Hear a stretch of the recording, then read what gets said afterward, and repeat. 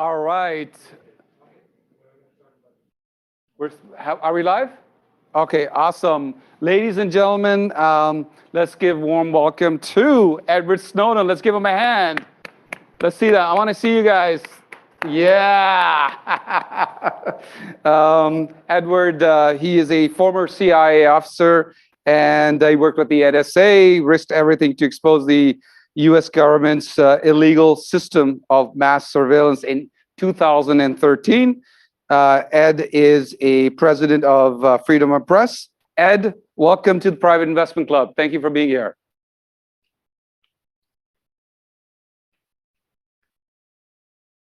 Volume, Ed, we didn't hear you. Try again, please.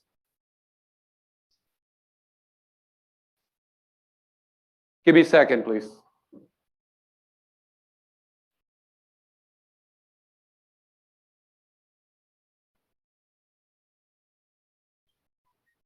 We're going to try again one more time. Let me know, team, when... Okay, can you hear?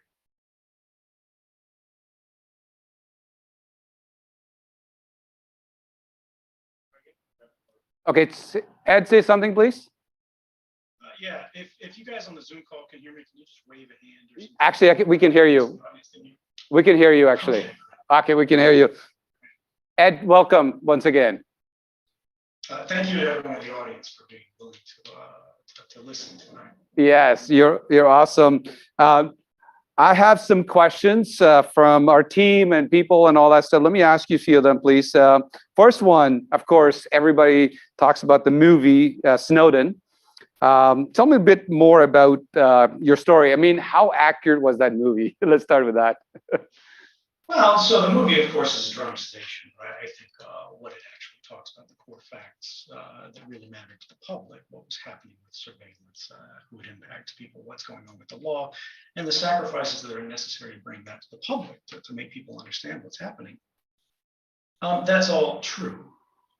And this is, you asked about my background. Originally, this invitation came through my speakers bureau. And they told me it was a wealth summit, there's going to be a wealthy audience. And so this is a kind of an unusual audience for me. Yes. I've spoken once or twice at a bank and things like that, but normally that's not the kind of background. So I was excited Good to have this conversation. I wrote a whole speech on this idea of, wealth. How does it work for us, right? How does it work against us?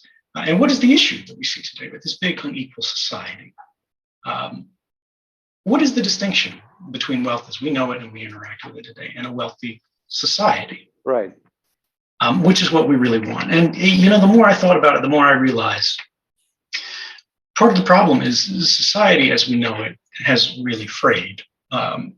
The internet, the divisions among international community, among our even familial ties, the internet, the things we read, we pick our own communities, right? And when we do that at a large enough scale, what happens is we stop hearing the things that we need to hear in order to understand what the truth really is, as opposed to simply what we want to believe. And this gets us to that idea of whistleblowing in ethics, which was what I wanted to tie this into. Yes. You asked, what I'm known for. In 2013, I contacted a number of different journalists. And the thing that people remember is from the documentary film Citizen4, as opposed to the Oliver Stone film. I said, my identity was not known to these journalists yet. I was writing through encrypted communications, because we were all concerned the NSA would arrest us all before we got the truth out. And I said, for now, know that every border you cross, every purchase you make, every call you dial, every cell phone tower you pass, friend you keep, article you write, site you visit, subject line you type, and packet you route is in the hands of a system whose reach is unlimited and whose safeguards are not. I went on to tell the journalists that I could prove that this was true because I worked for the government and I had access to classified documents that would prove these things were real. But doing that meant that I was basically burning my life to the ground. It was an enormous sacrifice. And I didn't want to do that. Once I realized what was going on, I looked around, I talked to my colleagues. I said, do you think this is right? And no, they all thought it was wrong, but they thought there wasn't anything they could do about it. And realistically, I thought there wasn't anything I could do about it for the longest time. But I thought somebody else would, because we have a system, right? We have a society. We have all of these links that are supposed to safeguard against these comprehensive failures. And if I just waited, somebody would come forward.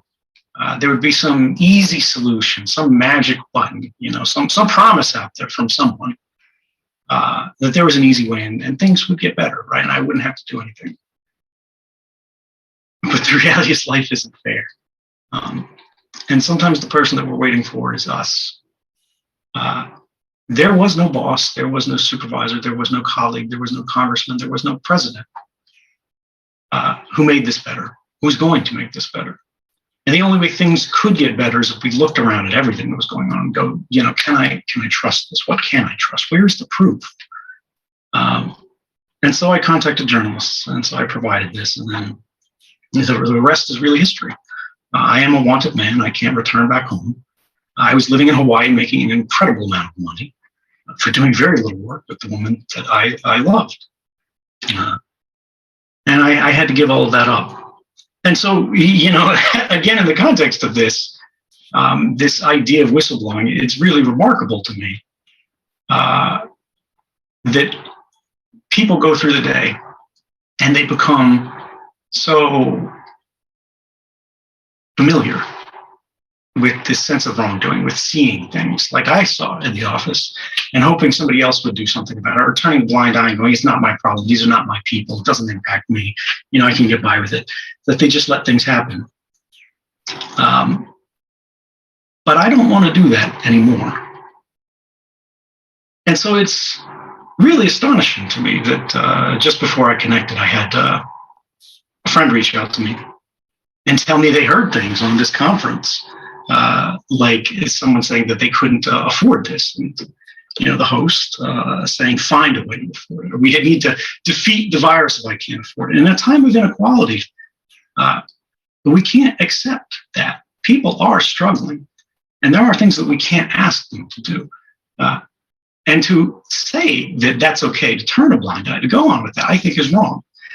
And so I have to ask, it's very unusual that you booked me for this conference because, as a whistleblower, it's my obligation, I think personally and professionally, to ask, is this you? Yes.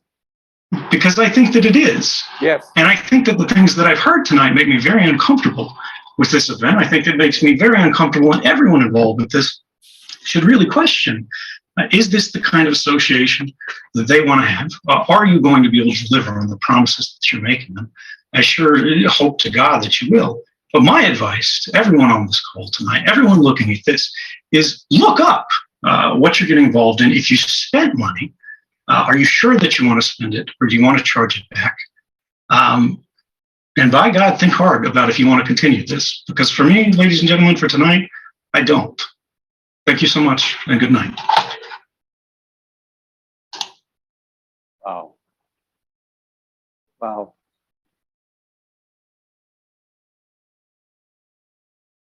Let's take like a few minutes break, and I'll be right back, and we'll go over this. I'll go over the whole thing with you guys.